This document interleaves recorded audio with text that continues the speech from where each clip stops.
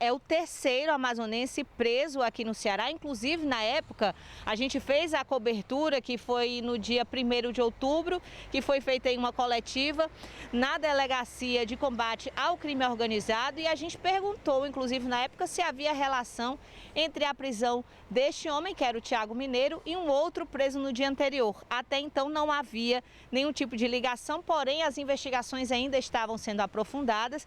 Inclusive, desde essa época, a polícia já vinha investigando aí o Leno Oliveira do Carmo, de 39 anos, que estava aí com várias cirurgias plásticas, também identidade diferente.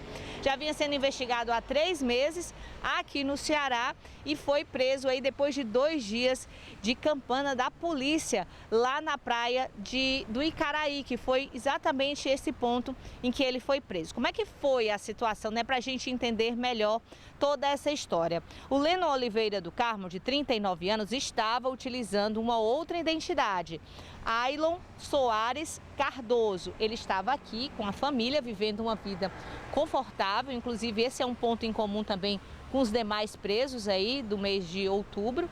Então ele estava ali construindo uma casa na praia do Icaraí. E aí a polícia chegou exatamente nesse momento em que ele foi visitar a obra. Uma casa grande, uma casa confortável, estava ali construindo para ele permanecer aqui no Ceará, seja como ponto de apoio ou mesmo para morar, dar continuidade aí ao seu esconderijo. A polícia estava lá de vigilância há 2 dias, quando chegou até o local onde o Bileno, que é o vulgo Bileno, né, estava.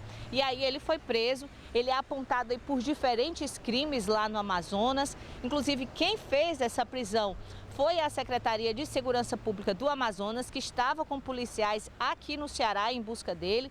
Teve o apoio dos policiais aqui da ADENAR, que nós estamos em frente à delegacia. Juntas as penas somam aí cerca de 60 anos.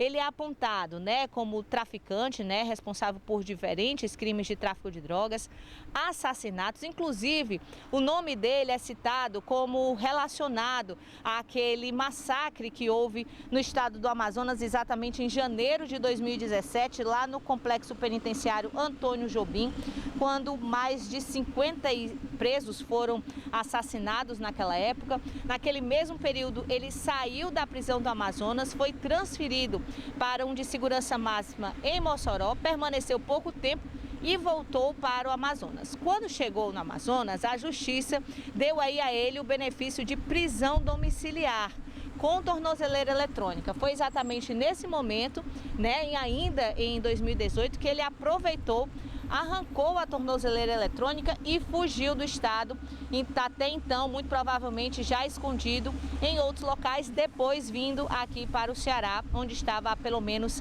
3 meses. Ele acabou sendo aí um dos braços direitos de um chefe de uma facção criminosa do Rio de Janeiro, só que lá em Manaus, lá no Amazonas. Ele é responsável, né, pelo tráfico de drogas, inclusive em diferentes bairros em uma determinada região lá do Amazonas. Também controlava o tráfico pluvial naquela região, justamente controlando toda essa situação, ou seja, um homem importante dentro dessa facção criminosa lá no Amazonas. Relembrando também agora os outros casos, né? No finalzinho do mês passado, no dia 30 de setembro, foi preso o Tiago Monteiro da Silva, de 36 anos. O Tiago Mineiro, esse também foi preso, né, aqui no Ceará.